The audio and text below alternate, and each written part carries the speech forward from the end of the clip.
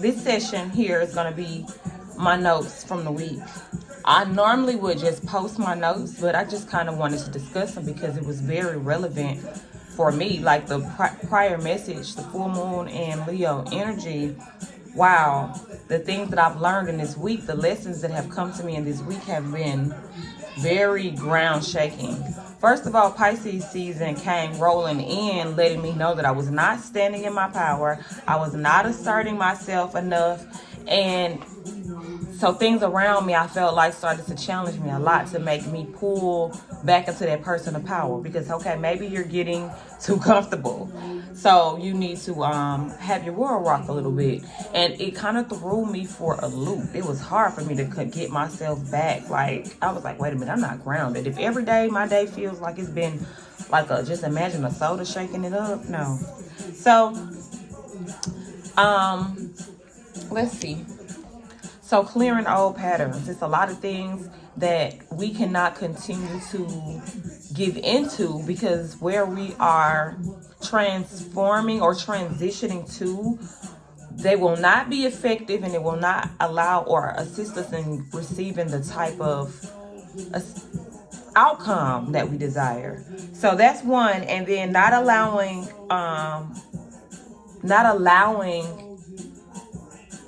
ourselves to be consumed by the transformation, because if we're awakening in this moment, that can show up in our lives in so many different ways. It's not one way. It's depending upon what it is you're awakening to and what it requires for you to fully awaken in that final stage.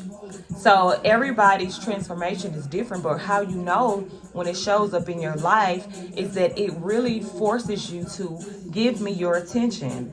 This is the areas in which I need you to know that we need balance.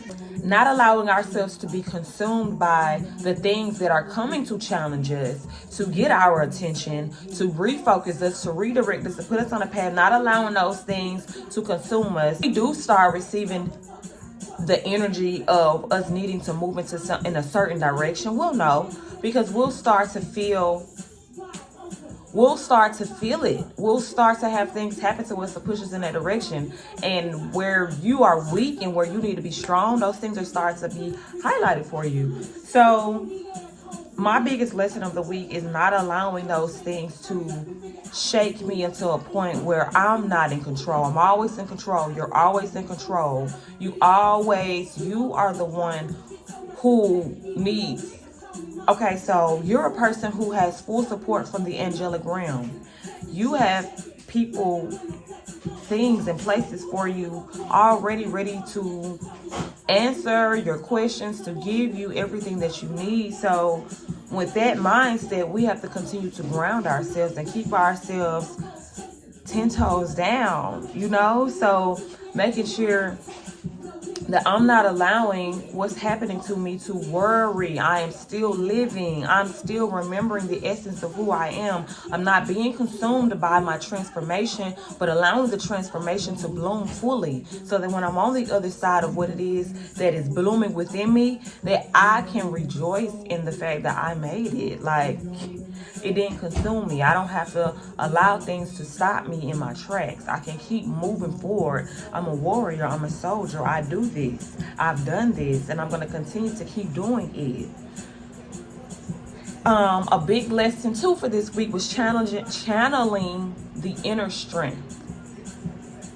There's an inner power within each and every one of us. And when we are trying to balance the things within our lives and make sense of a transformation and an awakening, sometimes our personal power or our inner strength is set to the side because we're in a state of vulnerability.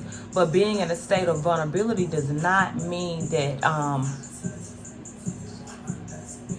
that we don't still have our power. When we're fragile and when we're vulnerable, we're extremely fragile. So our power is quieted, when we're vulnerable, we're in an extreme state of feeling fragile, and we have moments where that inner power, we forget about it and we put it down because we're trying to process the vulnerability. But if we can balance the two and know that vulnerability and personal power work together to bring about the answers and the clarity that I need, the balance that I desire, what it is, how I can truly transform and bloom within this moment. So that is literally some of my notes from the week. So I even pulled on some cards just really quick because I saw a lot of 222, 777, 444. And in my personal experience, when I've gone weeks where I see every synchronicity there is, and then I go weeks where I can't see anything but one specific set of numbers, and then there's a certain pattern of numbers, and this was one of those weeks. So one of the cards here was Keepers of the Earth. It's a big card that reminds us that we are not alone on our paths, that we do have people, things in place. We're divinely guided. We're protected on our journey. Anything that we could think of, ask for, wish, and desire, that we're a cosmic force. Our life force is working to pull everything that we need. But when you remember this is when it starts working for you.